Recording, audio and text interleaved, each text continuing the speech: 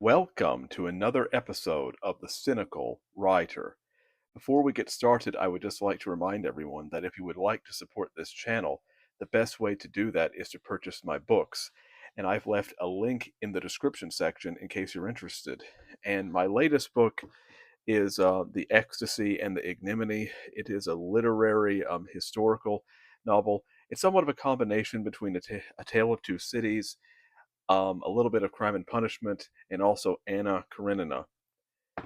Now, what I wanted to talk about today is, should writers study philosophy, especially if you are a storyteller?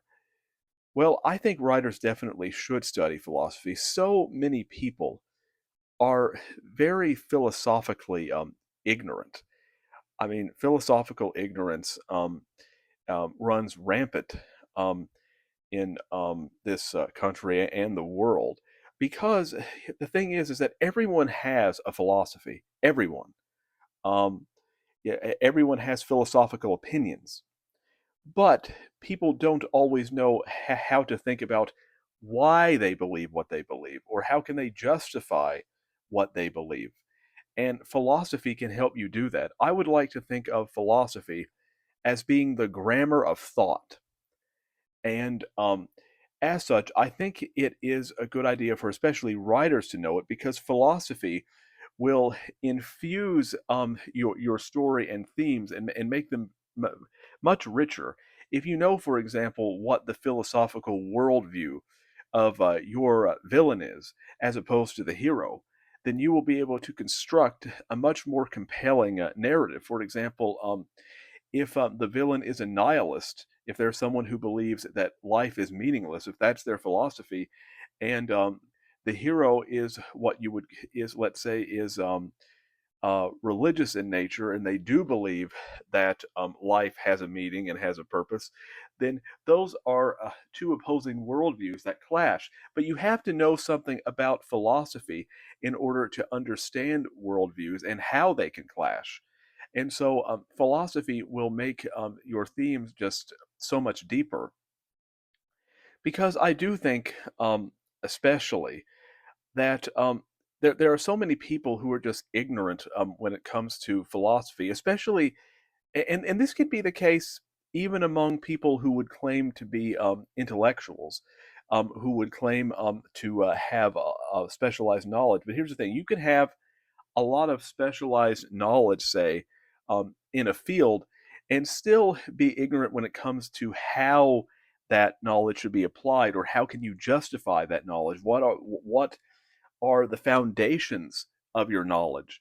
So, for example, a lot of people aren't aware of a term like epistemology, which has to do with the study of knowledge, of justifying knowledge.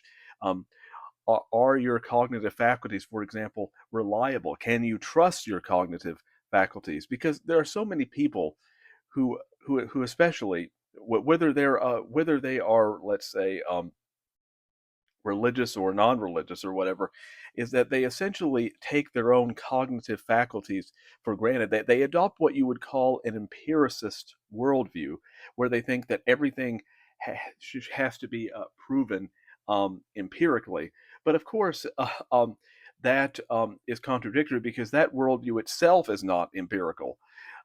So a lot of people, and even many intellectuals can be, especially intellectuals, can become guilty of this. That they can adopt what I would call a naive empiricism that is self-defeating, which actually doesn't allow for knowledge at all, um, and actually can be in its own way um, quite anti-intellectual, because if you have a worldview that essentially excludes knowledge, even being a possibility, um, then that is the ultimate example of anti-intellectualism. To me, the ultimate anti-intellectual statement is, it's just the way it is, or it is what it is.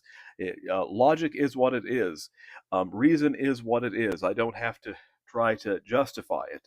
But of course, that's what philosophy is about. It's about um, questioning the foundations and your presuppositions in order to adopt a coherent worldview that actually makes sense. And so I think that you need to study, for example, like where does logic come from?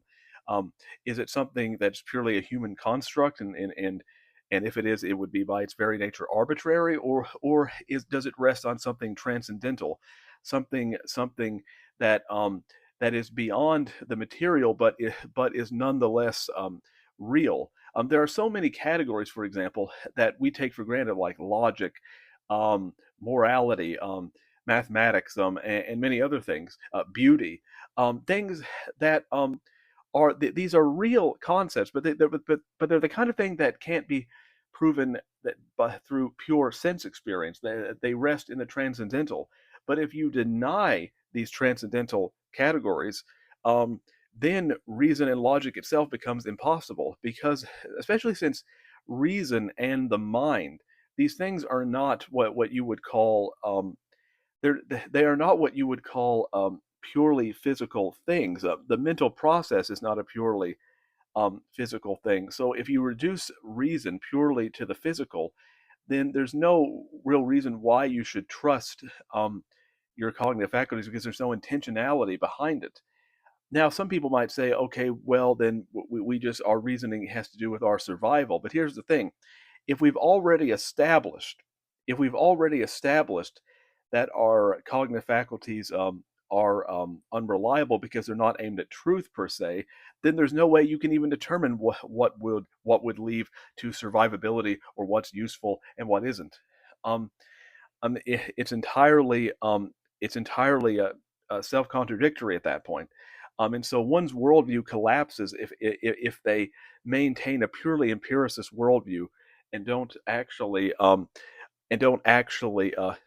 question their own presuppositions and assumptions. And philosophy can help you do that. And through that, your storytelling will become so much richer. It will become so much more poignant, because especially if you have a philosophy that is rooted in the transcendental and in objective truth, then that creates a powerful foundation for your story. Because what some of the most powerful stories have to do with objectivity versus relativism, and how objectivity is ultimately the greater force for good in the end.